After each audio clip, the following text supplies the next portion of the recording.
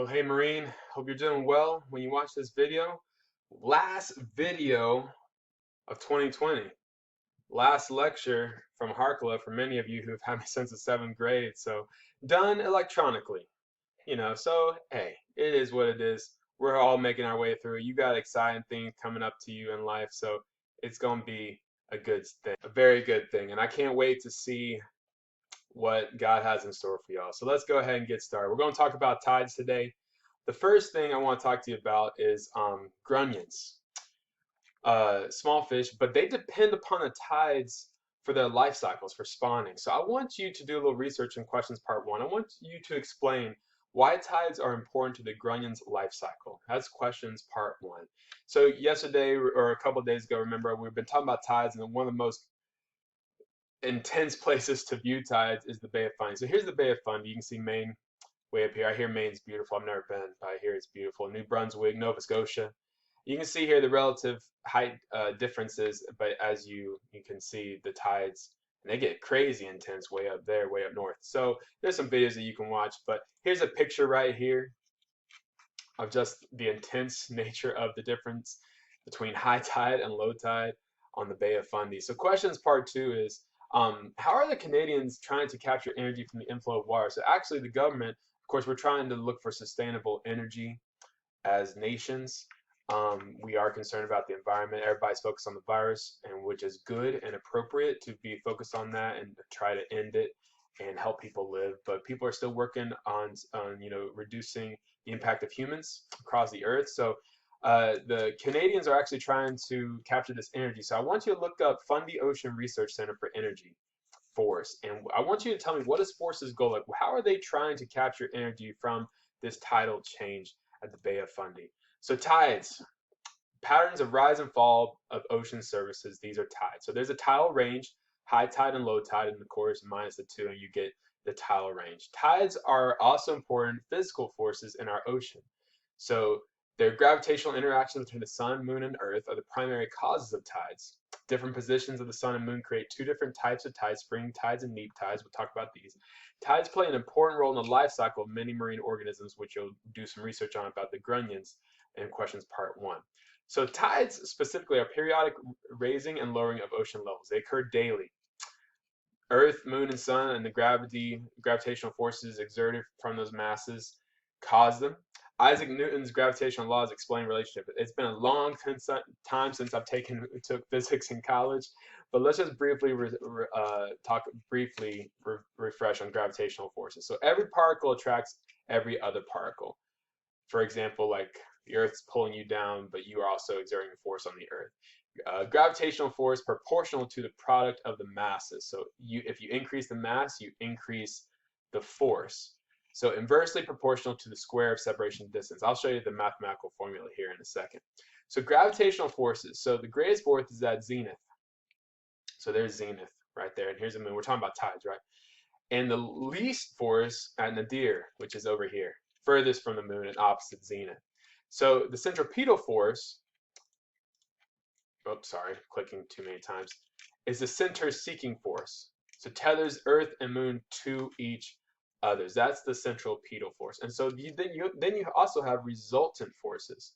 Mathematical difference between gravitational and centripetal forces. These are relatively small, but they still have a play as far as what's happening with tides. So you can see like the arrows are kind of indicating strength.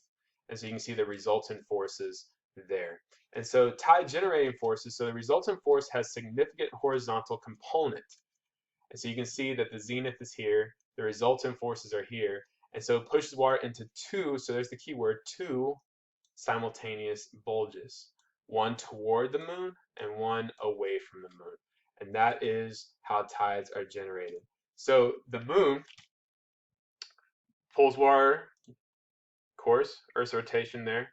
So small horizontal, push seawater into two bulges. Water bulges toward the moon and water bulges away from the moon due to these interaction of gravitational forces. So two simultaneous bulges for tides. So here's an example of what tides look like on some data here.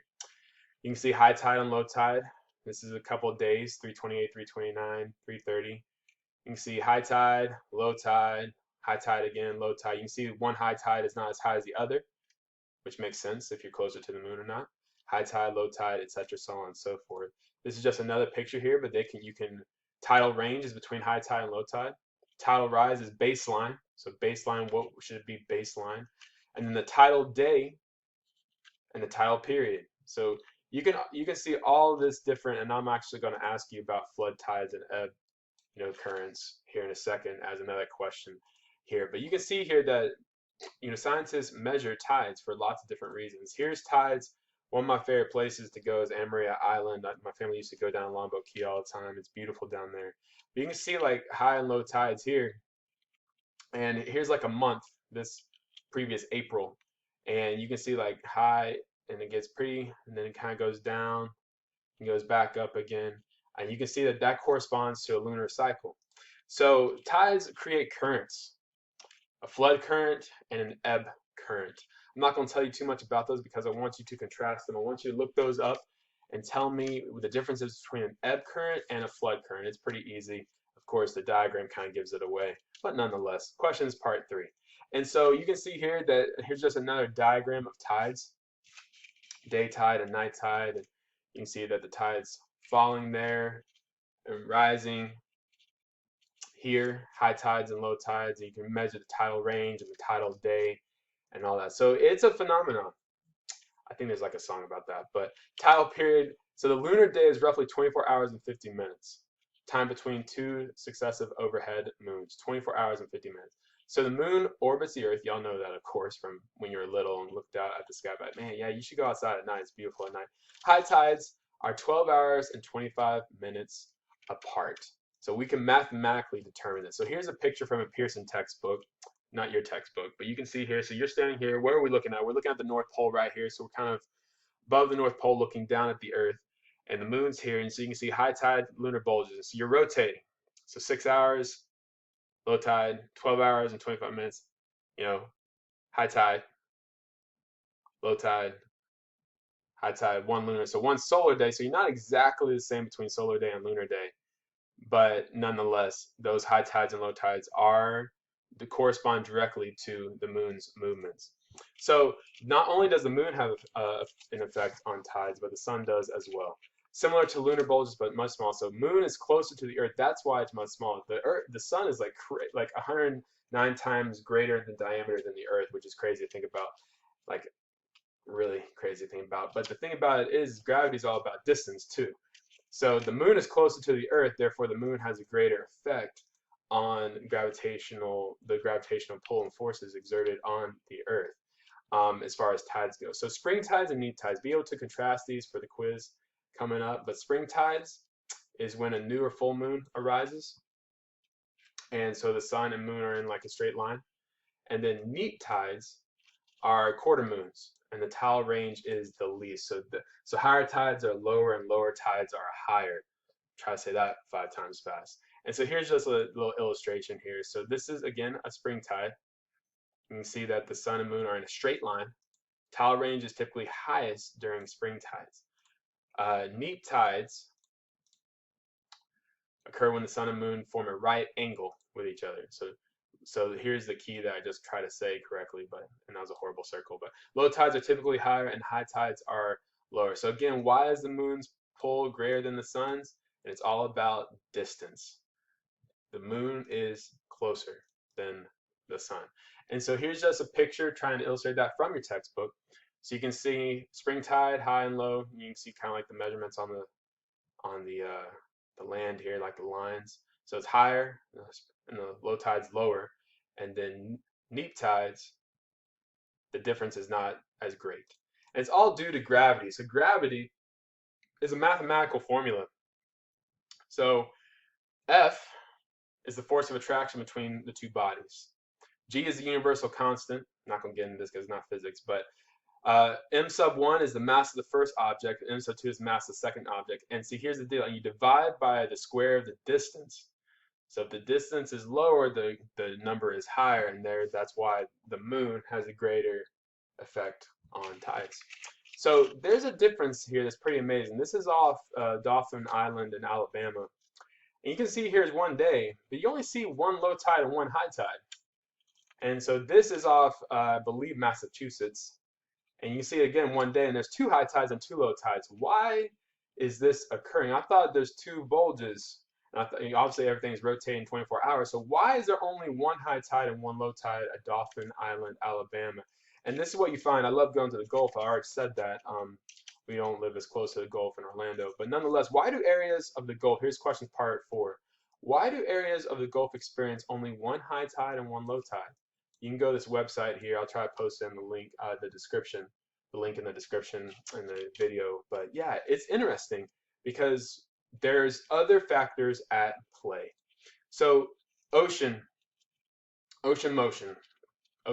That sounds like a kid's book ready to be written. But the motion that the ocean has, of course, drives waves, creates tides and currents. Okay, and it doesn't create tides. We see tides effects. Let me say that correctly. And waves are driven by the wind and currents. But yeah, there's obviously all this motion happening in the ocean that we see. So waves, first and foremost, mostly are driven by the wind. This is what storm surge is all about. Hurricanes come in. We are well aware of that in Florida. Storm surge. The strong winds and pressure from hurricanes create a storm surge. Hazardous waves, of course, underwater disturbances like geologic activity can create tsunamis. But waves are mostly driven by wind, and those are considered surface waves. Sometimes gravitational pull creates tidal waves, but we're not talking about tsunamis there. We're just talking about tides. Those are considered tidal waves. But there's different types of currents too.